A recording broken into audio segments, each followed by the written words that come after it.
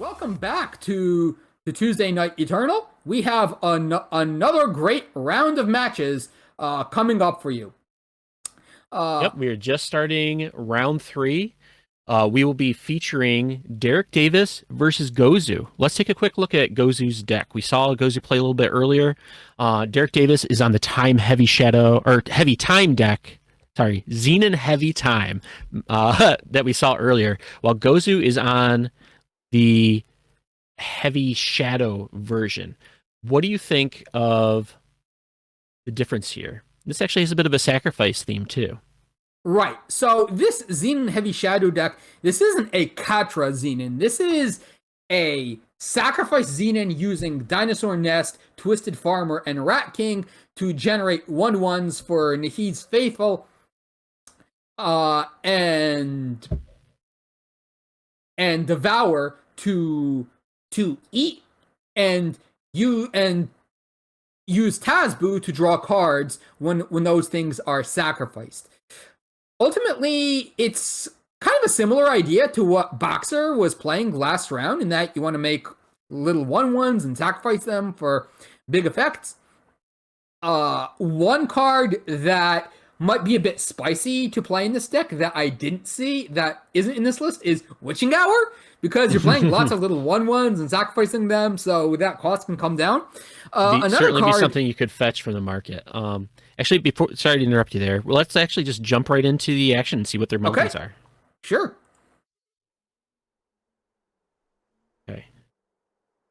We have Derek's hand here. We'll bring up the mulcam for gozuuu.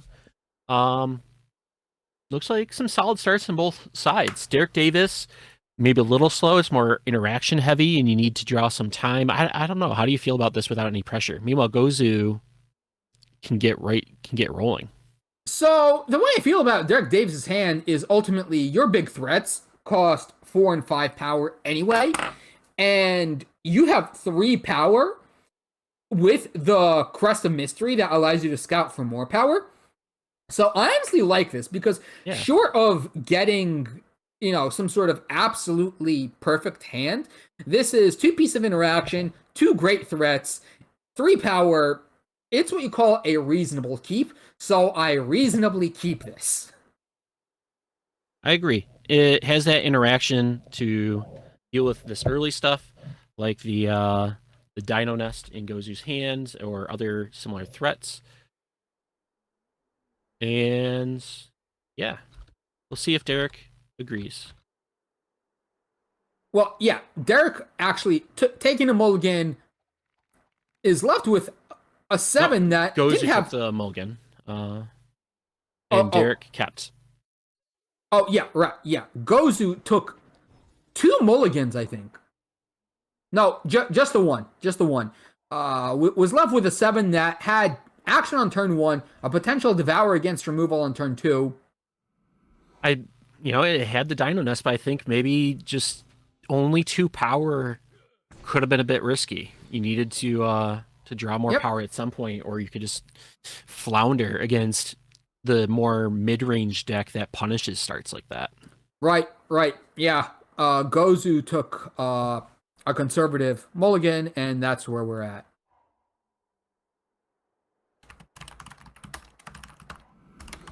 Meanwhile, this 2/2 is not really something you want to use this removal on, right? So removal kind of stranded.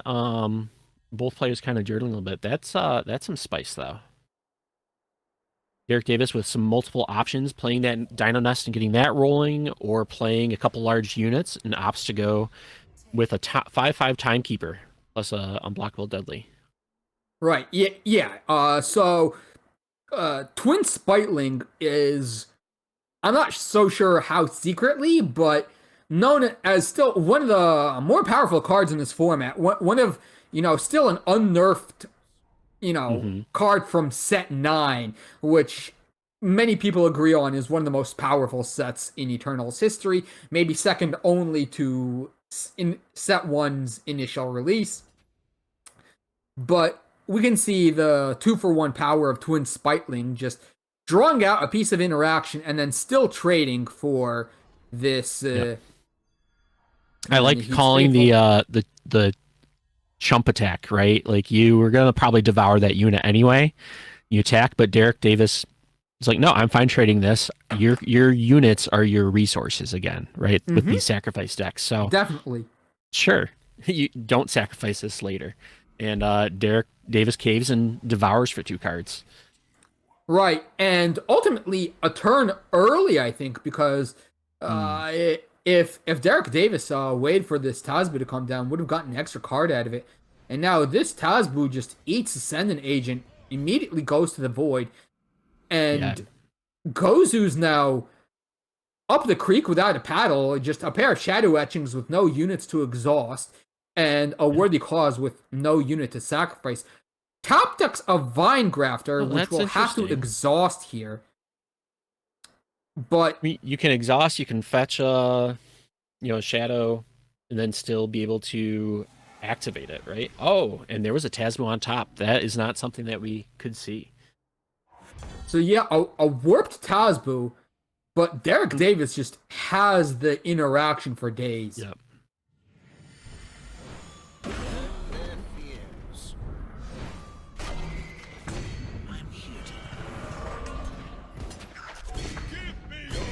So in comes another 7, and next turn is very close to lethal. 13 damage threatened next turn, and Gozu can either play Vine Grafter and exhaust it to go to the market, or pay 3 to go to the market, or could just drop a pair of units. But ultimately, the 1/1 Sarasaur Hatchling is going to wind up being sacrificed to Vara if she comes out. Either way, it's a tough situation. Yeah, You're gonna need it's definitely tough. you have to spend all your power doing things, and still need that time to get through. Meanwhile, at End of least an era you know, yeah, is the I'll market. head. Sorry, go ahead. Yeah, end of an era is the market grab, and oh, Alhead reaches 8-time influence. Mm-hmm. So Owlhead's growing. So this dino grew it. This other Owlhead is going to grow it. And with the only blocker getting killed, that's going to be the end. Well, Goza can No. still worthy It's worthy cause and cause. shrink this Alhead in response. Right. I But spoke too soon. yeah, like that, do that or you die in the spot. So Mm-hmm. Goza's hand is forced here. Shrinks the Zumikun instead of the Alhead, and That was brave. I think that was playing not to survive, but playing to win. If Derek did not have a follow up unit to grow that Owlhead, you would have had the end of an era on the other side to right, wipe pretty much the whole board and leave Derek Davis with a very small Zumikin. and a twin Spite Link. So Hmm. So it was going to be tough either way, but that was probably the best thing that Gozo could do right, to try to salvage the right, situation. right. But yeah, Gozu kind of flooding on power there. Meanwhile, Derek Davis just had whatever they want, everything they wanted. Threats, removal, power to play them. You're playing a mid-range deck. That's exactly what you want to draw. Units, removal, and the resource to play them. Just basic mix of stuff.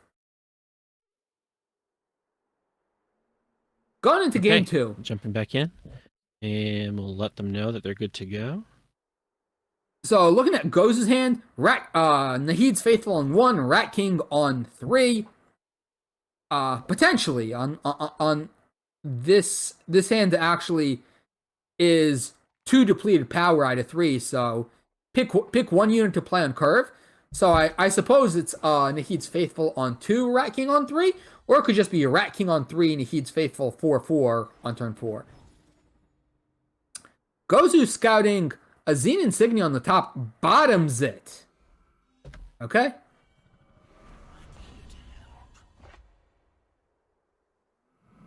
So turn 2, Gozu with the option of double Nahid's Faithful, or the send an agent on this Owlhead. Uh, I'm not sure I like the double Nahid's Faithful without sacrificing anything. I think Gozu kind of committed to the Sending Agent here. So probably we'll see a pass because Sending Agent is fast. So why play it at slow speed? And yeah. Gozu just says, okay, I'll leave the Sending Agent up and, see how the game develops. Right. You have something fast, why use it right away? You have time to react to what your opponent does. Had Derek Davis played the Dino Nest before combat, maybe that would have been the more interesting target, right? You cannot kill a Definitely. Dino Nest with the Worthy Cause. Right. So Gozu scouts Exploit on top. Honestly, not a bad keep, and we'll keep that on top. Yeah, this Dino Nest is gonna be hard to interact with, but I find it interesting not playing a 2/2 last turn. You didn't have things to do with your power. You don't have a unit to sacrifice your Worthy Cause. That would give you a unit. Like, sure, maybe it gets killed, and then you can play the other one. But they're there as sack fodder, and that would have I disagree in that these 2/2s are potential 4/4s. So Gozu electing to, essentially kick the can. Sure. And goes after the Carnosaur hatchling instead of developing a 4/4 Nahid's Faithful. The question is, will we see this Carnosaur hatchling go after the rat? Either way, it's, hey, if Gozu did this last turn, why won't he do it the following turn? Yeah, make Gozu spend power rather than using a killer attack.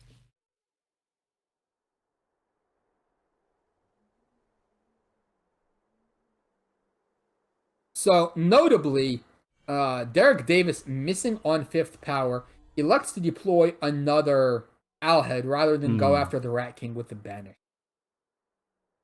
You only have this one piece of interaction in hand. You're not guaranteed to draw power anytime soon. There are probably more important things to save that interaction for.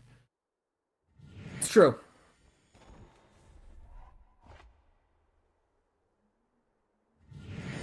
Meanwhile, this exploit, doing what it needed to do. Assuming you're going to see a treasure trove from one of these power. And Gozu doing pretty well. That Dino Nest is going to flip pretty soon and make all these units pretty big. That's scary. How do you feel about that? Well, I mean, you do what you got to do.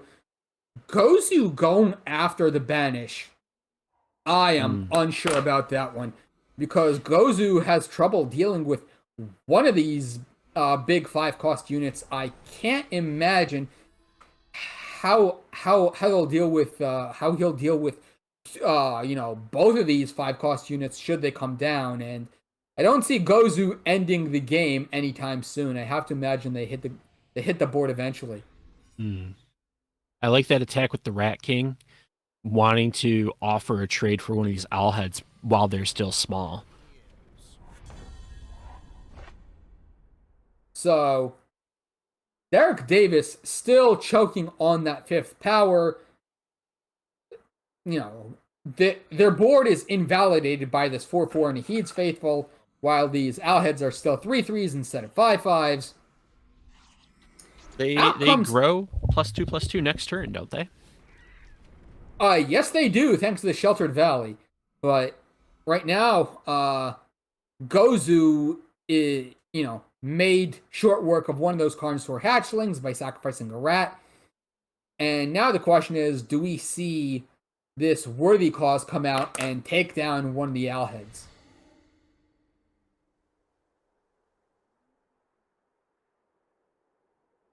So again, it's big enough that you can hold it and take out an Owlhead post Sheltered Valley.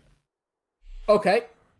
So yeah, Gozu elects not to burn the Worthy Cause. Instead, drops his own Dino Nest. The Sheltered Valley flips. Owlheads grow. They're not finished growing though, because if Derek Davis top decks one more time source, this game suddenly becomes much different if it's I undepleted. mean, these owlheads will be yeah, they turn into 7/7s with overwhelm. Right. Those are some pretty big boys. Yeah. This worthy cause would still be big enough or close. It'd be close to big enough to trade, but yeah, take care of it now. Why risk the risk that time source coming down? And there's a time Okay. source that exploit. You know, Yeah. you hate to toss away these powerful 5 drops, but sometimes you just need power. You need what you need, and the Ahad is gonna grow to a 7/7 overwhelm, but no use swinging him for 7 and then taking 8 lifesteal in the crackback. Hmm. Okay, another time source. Out comes Moonstone Vanguard.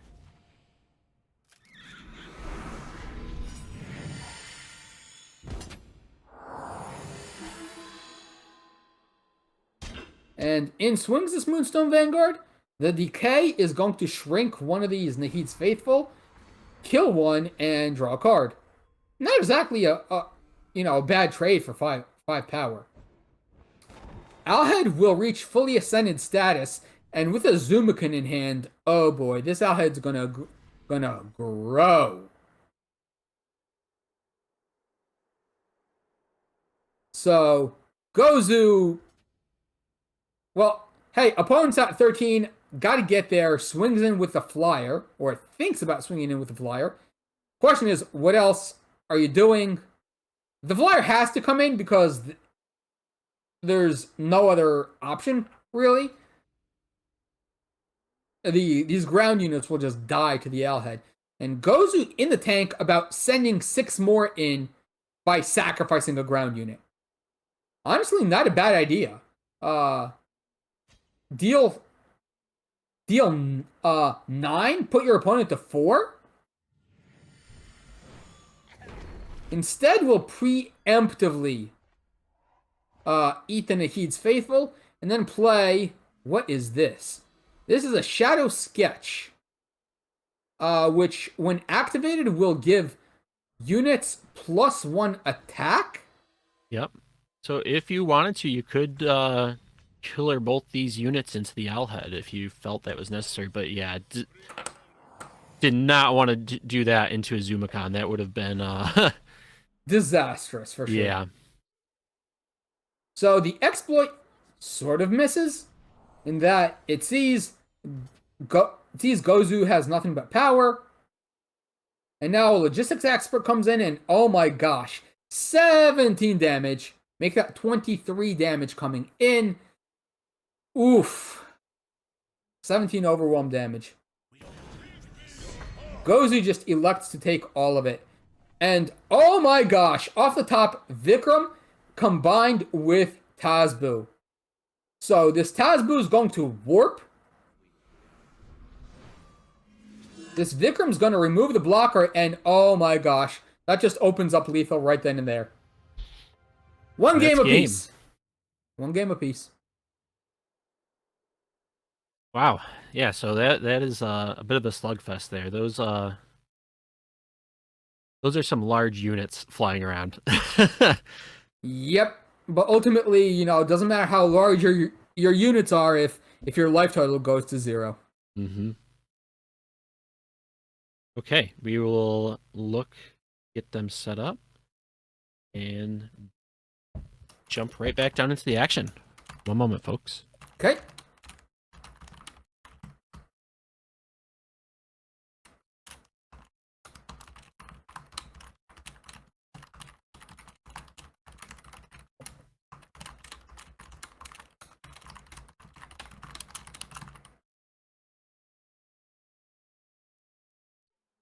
Here we go.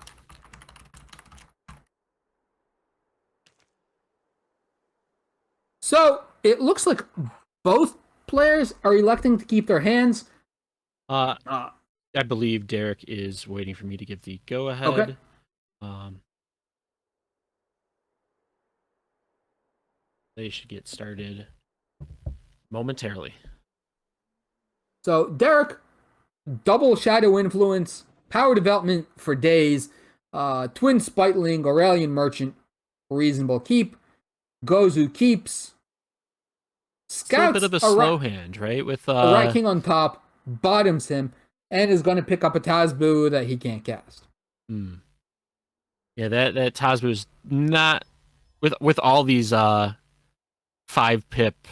warp units. They're very strong, but sometimes they are just not what you want to see early in the game. Their strength could be debated, but you definitely do not want to see them before you have the 5 power to cast them. It's one of the more feels bads interactions in the game. Oh hey, look at this warp unit. You can't cast it right now because you don't have the power, and you're gonna draw it next turn when you still won't have the power. Sucks to be you. Meanwhile, that Dino Nest coming in at a perfect time for Derek Davis. Hey, turn 2 Dino Nest. Always happy to see it, even if you have no other dinosaurs in your deck.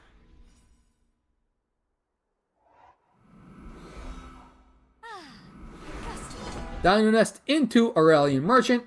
Probably gonna put back one of these time etchings, I have to imagine. Or maybe the other Aurelian Merchant. And get, I am not even sure what. But we'll see in a second. So exchange the time etchings for a Xenon Temple. Not a bad pickup, honestly. Mm. You know, this deploy the Xenon Temple next turn, use Xenon Augury to once again kick the can, and then depending on the state of the board, you can probably use Xenon Initiation on the Aurelian Merchant. I don't imagine at this point, when both players are dirtling, that's the perfect time to drop one of these, right? You don't even have to know what you're planning to kill yet. You just know that's a good threat to have, and you could sit back and let it do its thing and go off. Right, sites are generally wonderful when opponents just dirtle because oh hey, I get a bunch of card advantage from the site, and then if it's not dealt with, I get a big fatso at the end of it. Meanwhile, gozuuu fetching End of the Era, which looks pretty spicy in this board. It's not going to help against those 2 4-drops that were just played, but it could wipe out the Dino Nest and the Merchant and both dinos. It'll also wipe out the Vine Grafter. So out comes Vikram, and Vikram's going to take over this Timekeeper. And of course, the Timekeeper shrinks because gozuuu it didn't really last long enough to matter. Exactly. Replace your 4/4 with a 4/4 lifesteal, which it's fine. Doesn't seem like much of an upgrade, but the problem is with if you keep the Timekeeper around and Vikram dies, then you just lose it, right? So you just want to make sure that Timekeeper is never going back. Right.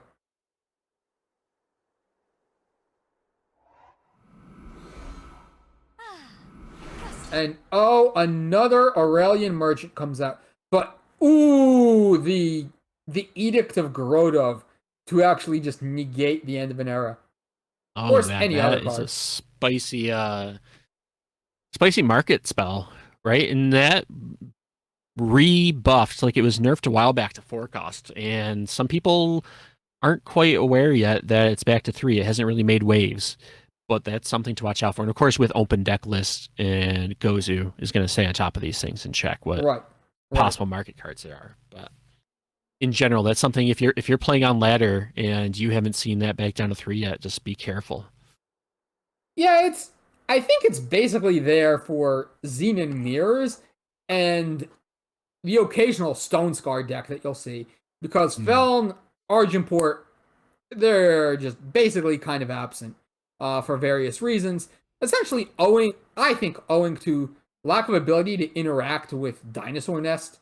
That just says, hey, if you're not good against relics, you're going to be in for a rough time in Throne Ladder.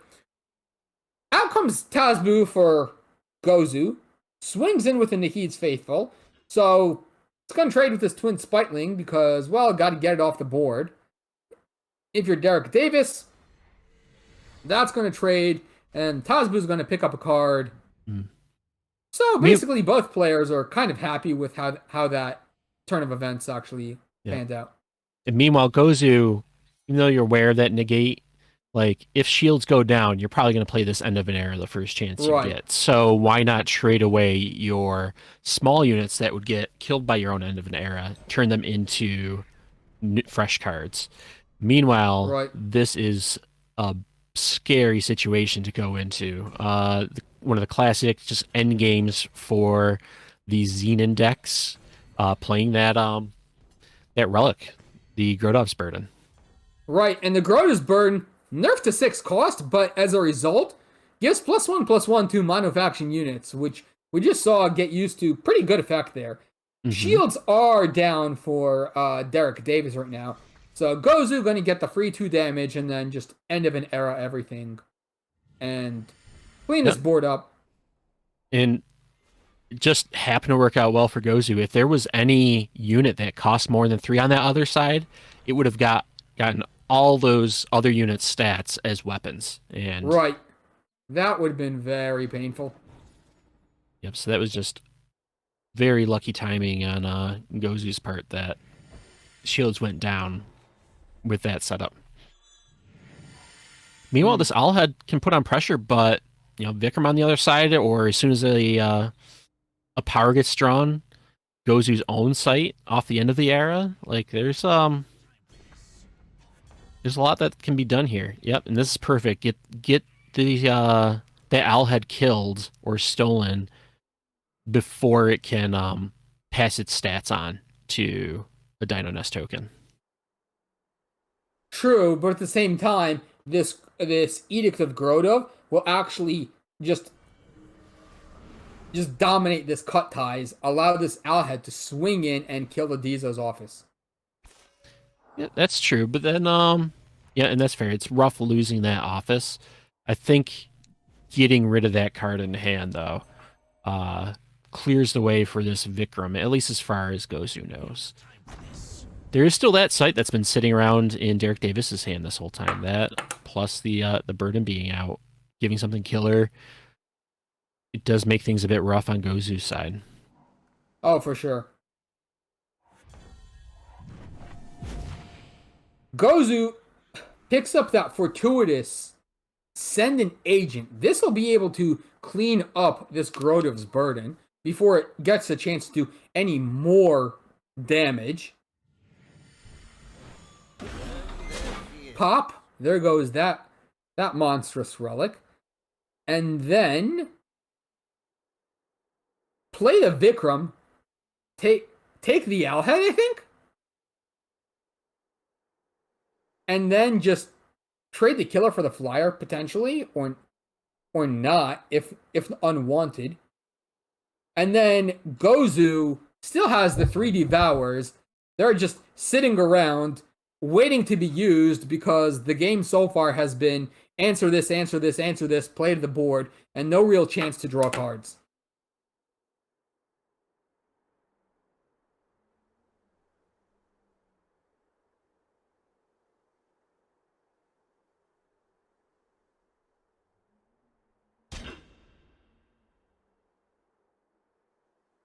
Gozu offering the trade, the 2 Teriax hatchlings from both players' Dino Nests. The question is, does Gozu go with a Devour, or does Gozu go with the Vikram? If I'm in Gozu's position, I'd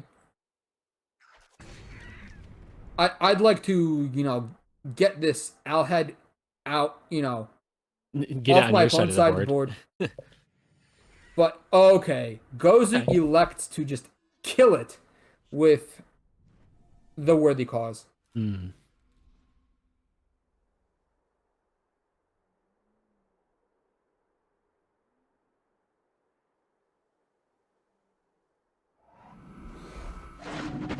I think with Vikram, probably want to hold that up until you have enough power left over to use one of your sacrifice effects. So if Vikram's going to die, you can at least not give them their unit back.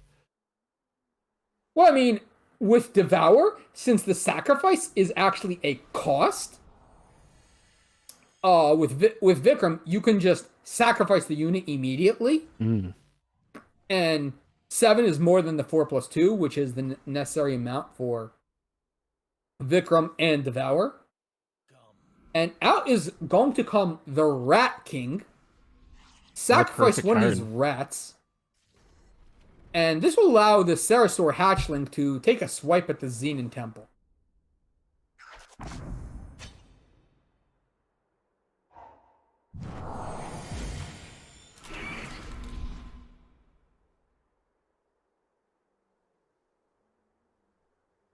So, the Xenon Temple still has the Xenon initiation and is going to actually go after one of the little dinosaurs, which in response will be devoured.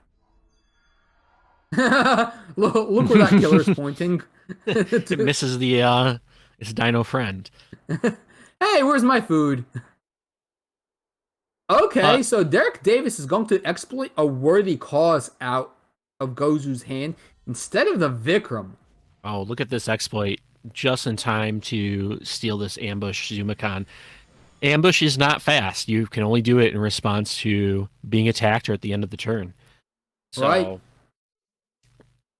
it's in before that window. Yeah.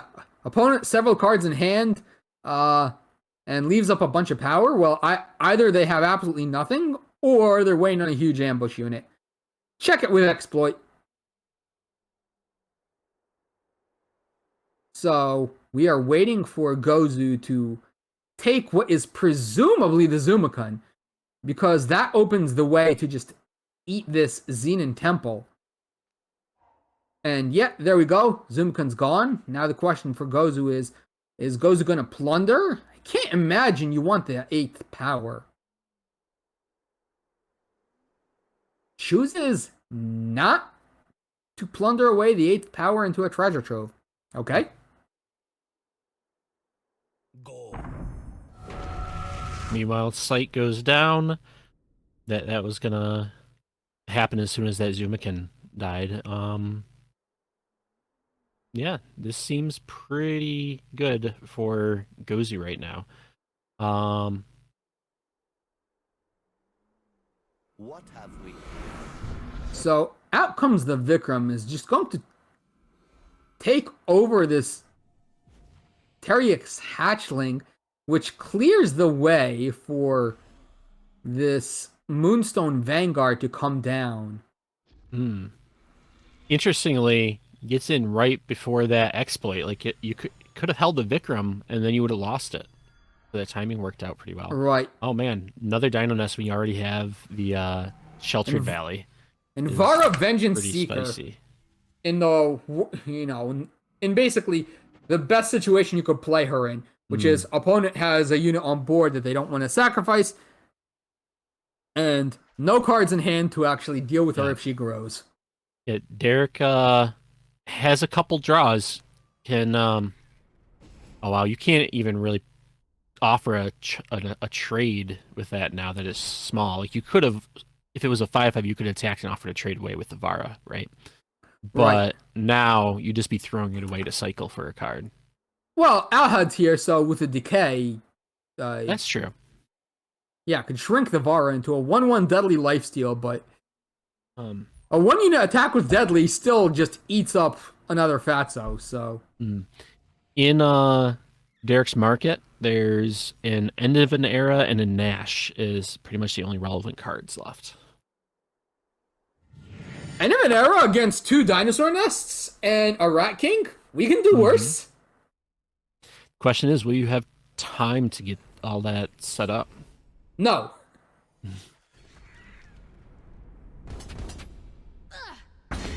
Because now this is a real clock. There are 2 dinosaur nests. One of them I think is still going to be creating units. Aurelian Merchant's going to go into the market. I have to imagine it's for End of an Era. Vara will stay on board. No! It's... What is that card? No, that is the End of an Era. Okay. Okay, yeah, the hand cam was just being Yep. delayed. Sorry. That's on mobile. It tries to be helpful and hides it off to the side. Okay.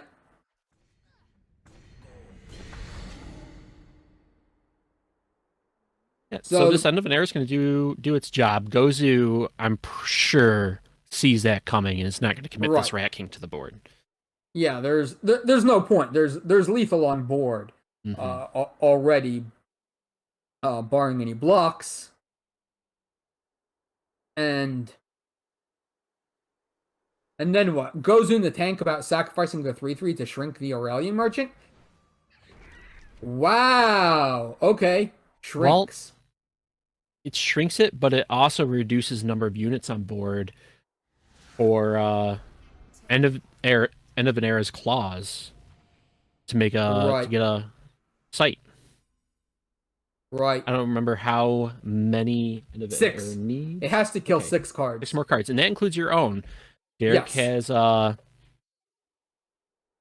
has their own Sheltered Valley that would die. So with the other Sheltered Valley or the Dino Nest on the other side and a few small units, that would have been pretty close to getting a site. Right. So. Whoa, we're sending in the Rat King. Interesting. Okay, so End of an Era has to come out right now. Blows up all the relics, blows up the Rat King. And yeah, Well, Derek Rat Davis King, is just yeah. You play this, you can play a couple sketches or illicit exchanges off the sketch. So you're threatening lethal next turn, even if you lose a unit or two. so out comes Tokus, out comes Aurelian Merchant. So Gozu just wants to get blockers up. This illicit exchange is going to activate. I do wonder if we see everything. Yeah, I believe you, A-Space. You could throw away a 3/1 into that Oh, there are Tokus. 2 illicit exchanges. Mm-hmm. Yeah, Gozu was able to double amplify that. So now you can sacrifice that other rat to kill the Tokus if you want, or just keep 2 units around for illicit exchange pumps next turn. Right. Lex to just get the unit off the board. Meaning that you'll have to trade the Rat King and go into top deck mode to finish this. Oh, with the Dino Nest though, that's and this much of a lead on life. I think Gozu has this wrapped up. Oh, is just going to force the issue by trading the Rat King with the Yell Head. Absolutely. Go. Disperse.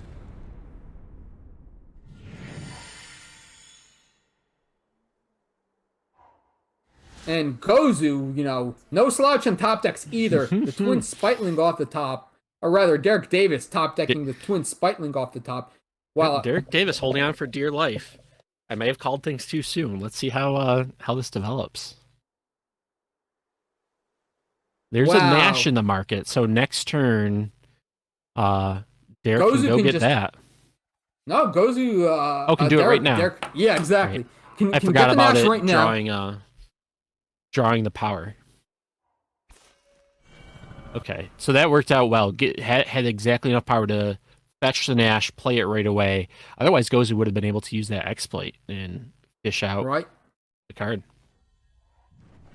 Ooh, that's going to spell the end of the game. That's definitely going to spell the end of the game. And the turn make a million units. Give it all +2/+2. That is not an exploit on the Twisted Farmer. That Twisted Farmer is going to come out, completely swing the entire board. Yeah, this Timekeeper, who cares? You're at 36.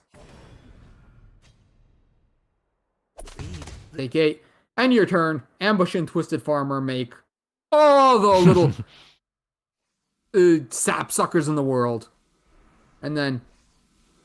Okay, Gear Eternal. Please, Observer mode.